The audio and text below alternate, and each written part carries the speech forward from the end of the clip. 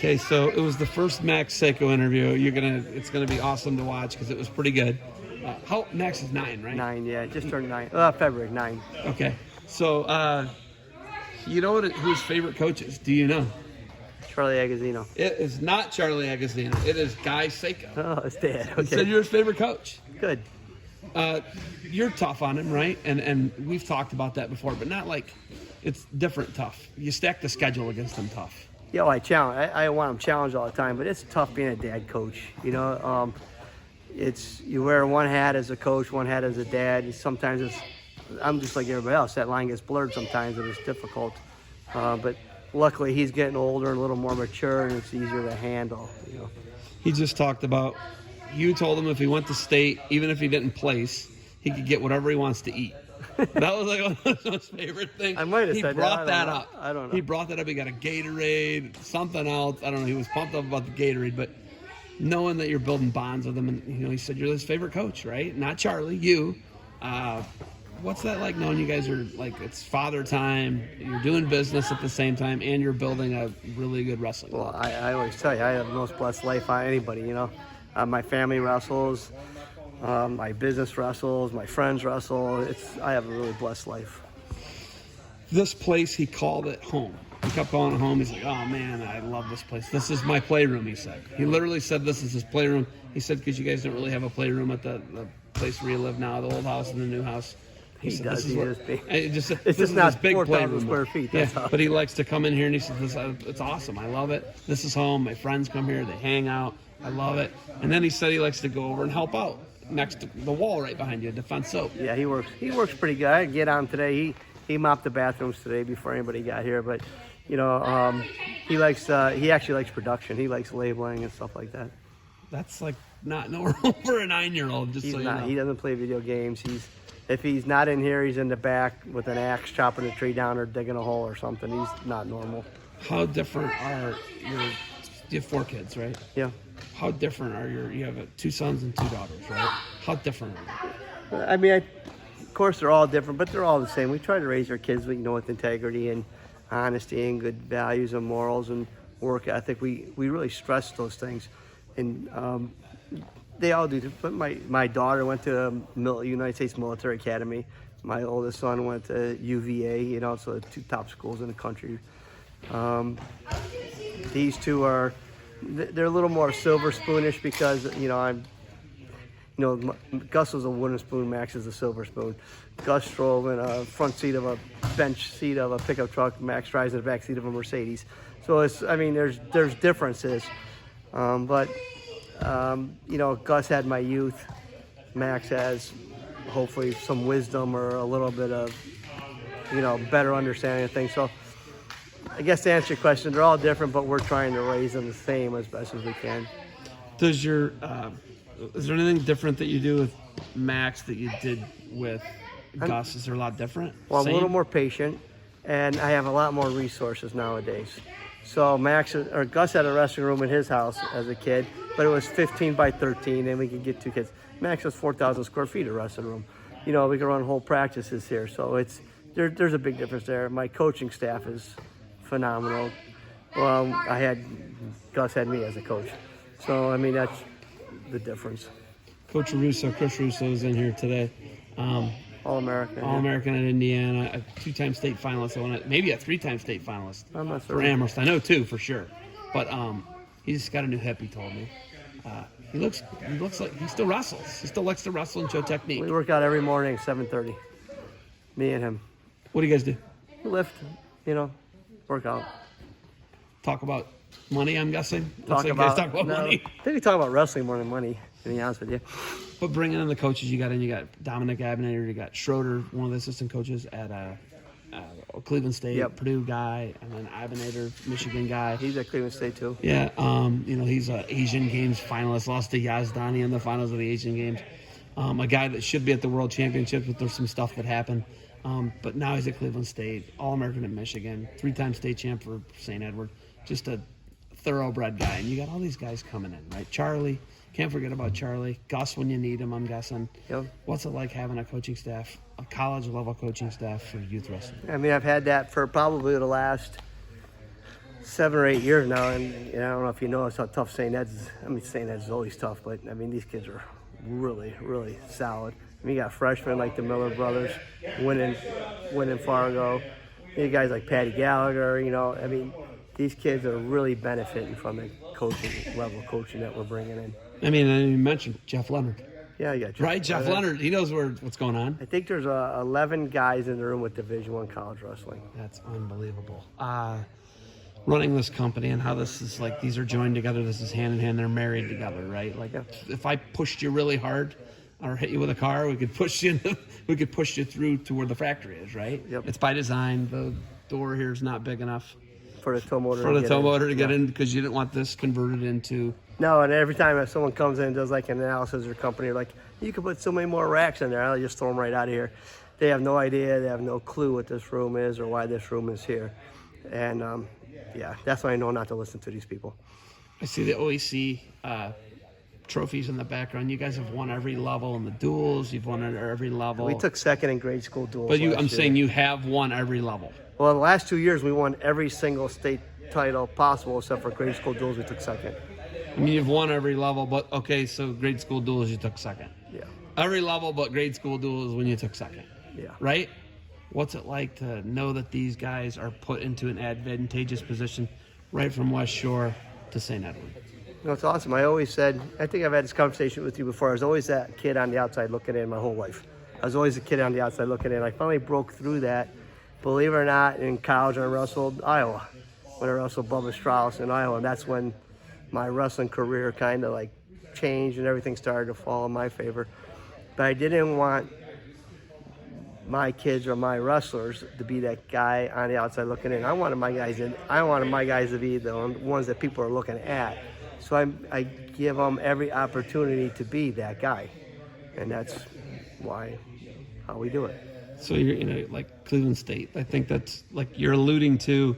I don't think you were a state qualifier I never for Wellington. saw. First state tournament I ever saw was when Gus won a state title. But you qualified for the Division I NCAA tournament, Yeah. same bracket with John Smith. Yeah. One of the all-time greats. He put me out of the tournament, actually. Because he beat the guy you were following your man. Yeah. Right? And that was you went 0-1 because John Smith beat the guy who beat you. Exactly. Right? Are you rubbing this in now? But to know that, like, you were a guy who wasn't a state qualifier in the smallest division in Ohio, to you were in the great weight class with the greatest guy ever to do it, with John Smith, right? Like, I think that's kind of like a part of your underdog story, right? Would you say that? Yeah, a guy named Dave Waldorf has a lot to do with that. He just used to beat the living hell out of me every day until I learned how to wrestle. The stretch card. Yeah. So somebody told me about your price point on a bar of soap is $6. Yeah. Why? Why is the price point $6? How can you, with rampant inflation that's out of control, how can you still manage to do that and keep your products so We cheap? get squeezed on that bar, but we have a lot of other products that do have better profit margins than that. But the reason why we have that is when I was a little kid, I came from a blue-collar family. My parents weren't very supportive. I asked them if I could wrestle. It was $6 to join the Wellington Pee Wee wrestling program. If it was $6.50, I'm pretty sure the answer would have been no. So that $6 meant a lot to me. Now I sell a bar of soap for that price, and my commitment to my customers that bar will always be $6 no matter what, just because of what wrestling's given me. You guys survived and thrived during COVID-19, the pandemic. You guys grew, you adapted, you found new supply chain issues, you solved them. I'm a beneficiary of the single pack wipe. I can't tell you how many times it's bailed me out, but being able to take what Rich Jensen was saying with the tool bag and what you've done and how you took wrestling stuff and you applied it to business. What is that like for you to be able to come in here, grind 20 hours a day like you guys did during that? That was easy. I mean, work is easy. Finding ways to survive is more difficult, but what we did was, if I may say so myself, was kind of smart, is we created medicated soaps. People, when recession hits, will give up their $13 deodorant and go back to Old Spice, and they'll give up their, Dr. Squash soap and go back to Dial, but they're not going to give up their medicine. They're not going to give up their fungal soap because they have a fungal infection that they're fighting. And that's my number one SKU right now, is my medicated antifungal bar soap. So if this recession hits, we feel confident that we're in a good position where people aren't going to forego medicine. They're going to forego other luxuries. Medicine is not a luxury. So by pivoting there, I think we put ourselves in a good position. I don't know what you're talking about with this recession. I think we're there. I'm being positive. Our sales are up. I mean, our sales are, and that bar is, and the funny part is I created that bar just so I could talk about ringworm on my website. I had never an intention to really, sell that bar. I just wanted that bar so I could talk about ringworm. Otherwise, I'd be violent FDA by talking about fungal infection. I didn't have a medicine for it. So I created a medicine for it. Now, that the recession's here, we drive that medicine really hard for people who have fungal infections and they need us. So we're good. Ferdinand and Thomas have both had ringworm, one in their hair, and they told me I was going to have to get a prescription. I did not. And didn't lose his hair, and we used, because you told me that. You're like, oh, you got to get a prescription. I didn't. That's good. He kept his hair. He's got a thick, beautiful head of hair, old Ferdinand. But that's how effective your product is. Well, I always tell people, even though I hate to see a doctor on that because it could get really bad there. Well, they can lose their hair. Right. Yeah. Henry's dad, Henry, little guy, 3-year-old. He said his first bath was in defense. Oh, yeah, the Rotzers. Yeah. So Henry said. That's what Henry's dad said. Yeah. Right? What's Henry's dad, right? Rotzer. Yeah. Brian. Yeah. He wrestled for St. Ed's. Yeah. Well, he said Henry's first bath was a defense soap bath. You have a good relationship with Joe Rogan. How'd that come to be? He was a customer. He was just buying stuff off my website. He's a big tattoo guy. He was buying my healing salve for his tattoos. Really? Yes, the salve's really good for tattoos. So that one, I was looking at him like, I wonder if this is really the Joe Rogan. So I reached out to him and he said, yeah, it's really Joe Rogan. And then I'm like, Joe, you don't have to ever buy my soap. What are you doing? So you just send him product? I said, he doesn't even take it anymore. I've sent him probably a skid of soap, but... What's he do with it? He just uses it. He has a lifetime supply. But yeah, Yeah. he just gave me a nice shout out the other day. 400 new customers in 2 days. So when that guy moves the needle. Oh yeah. When he talks, supply goes up. 400 Demand goes up. This is what happened. 400 new customers on my website in 2 days. 40% of those customers will return and make another order. So, it's not just now, it's down the road. Defense Soap Europe sold out, Defense Soap Australia sold out, Defense Soap Canada sold out. Those three distributors sold out, and and Amazon got crushed. So I mean, his reach is global. It's not just like my website did good. I personally got 400. Amazon probably got 800 new customers. Who knows what the rest of the world got? But yeah, one thing. The partners are all very happy. I did a podcast last night with Don D'Amelio.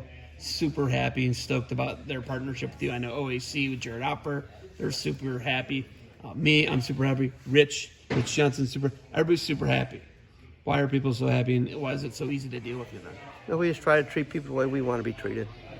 I'm not always a nice guy. There's times I can't be a nice guy, but I mean, usually wrestlers are pretty, good people. It's easy to be good to good people. Rich, how did your relationship come to be with Rich Johnson? And you're a former police officer, retired police officer. Yeah, we're opposite ends of the spectrum there. Yes, and this guy was in prison for 6 years, right? Yeah, you're opposite. He approached me at Tulsa, gave me his book. I sat down and read it in one day. And usually I don't read. But I read all day long on the computer. I don't read books, which I should because it makes you a better person. But I read that book in one day. It started out with crab fishing, and I'm mesmerized by fishing and crab fishing. So I jumped on that, and it just flowed. It was good. And I did some checking on him. I called Matt Linlin, spoke with him because they're from the same part of Oregon and everything. And I did my research on him, and everything came back good. So I jumped on his bandwagon. I love it. Now he's parked in your backyard for a week. Yeah, he's been over a couple times. I've been traveling a lot, but he's been over, and he's going to talk to the Vermilion School District coming up here shortly. He's going to Canal Fulton tomorrow, I think, to talk. He's got a few places lined up across the country. Westshore, where will they be next, and then what does the schedule look like? We're opening up with Matt Town, with Scotty Moore over there. I like Scott. I like his tournament. A little trip in Pennsylvania to start the tournament. They're trying a new thing down in Canton, the Hall of Fame tournament. That's Corey Fredericks from Tyrant. He runs good tournaments too, so I'm assuming that's going to be good. And then National Middle School Duels. I got kids on all different teams spread out. So Charlie and I'll be jumping around all over the place there. And then... You made the gold pool last year. I don't know. No, I'm saying you did. Okay. Yeah, you guys wrestled really good there last year. So That's like an amazing accomplishment. well, we'll be scattered. I should put my own team together, but I never know what I'm going to have until it's too late. I don't cherry pick. You know me. I don't cherry pick teams. Well, it's just I like wrestle my guys. your kid just said. I remember there was a day he went 0-8. There was a weekend when he was 0-8. That was Virginia Beach. Yeah, he was 0-8, and then they said, "How do you keep a positive frame of mind about wrestling?" He's like, "Well, my dad told me they're almost like doing me a favor by beating me. They're making me better." That's a good mentality. Not most kids have that. Well, you saw him scrapping today. He doesn't get frustrated when he scores points. He's calculating them. He figures it out. He's got wild hips, and he wrestles really hard. Yeah, he's pretty good, actually. He's pretty good. I don't mean to say that about my own kid, but pretty good. Pretty good. No, I'm saying it. You didn't need to say it. National Middle School duels, and then you guys have defensive duels. Let's talk about that. That's day after grade school duel. So we're In Sandusky. we're just piggybacking off of OAC. I'm doing all the videos. We're up to 16 teams this year. Oh, I was going to say, we were at 12 forever. We're at 8. 8, and you wanted to keep it exclusive. Why the expansion? A lot of good teams want in. It's not a money thing because I lose my ass on that. But a lot of good teams want in. So, I mean, it's hard. I mean, we have teams that we lost some good teams like Vince, Central Catholic. Yeah, Tennessee. Tennessee Catholic. Yeah. We lost him, but we like Vince. We want Vince back in, but he couldn't make it last year. And then anybody who was in last year, we're not going to tell them they couldn't come back. Mauer Coughlin. Well, like a perfect example was our neighborhood. Yeah. You know, Hurley's. Yeah. They did us a favor. We needed a team. They jumped in. So we're not going to say, see you later, Hurley's. You know, they're back in this year. And they're good guys. And they're good guys. So now what do you do? You know, so we pushed it out a little more. I like that. So It's more work for me. I It's don't like that, but I like it. yeah, it's not. Please don't think it was a greed thing. It was because, you know, we have relationships with these coaches. They want in. They did us favors, so we have to. I'd never think of a greed thing with Guy Sako. Do you have anything else for me? I'm excited for this season. I think, you know, I got 5 more seasons to go, and then when Max hits high school, I think I'm going to turn the reins over. I have to. I've been looking, trying to find the right guy. I haven't found the right guy yet. Charlie To do this. Yeah. Be the head coach. Charlie doesn't want it. Charlie would be a shoo-in. Charlie do it. Charlie's like, no, if you're not doing it, I'm not doing it. Do they make him better than Charlie? No, he's the best. So he would Great be guy. he would be the guy that I would feel 100% comfortable with running this program. But because he's selfish, he'll go anywhere. He is totally selfless. Yeah, and he's good, and that's what it takes to run this. I mean, we signed back up with the Hall Youth League. That means every Sunday I'm there now. We'll be wrestling 3 different events every weekend, so we'll figure it out. All right. Defend what you built, and thanks for what you've done. Thank you for the time. Good luck to you guys. Thanks.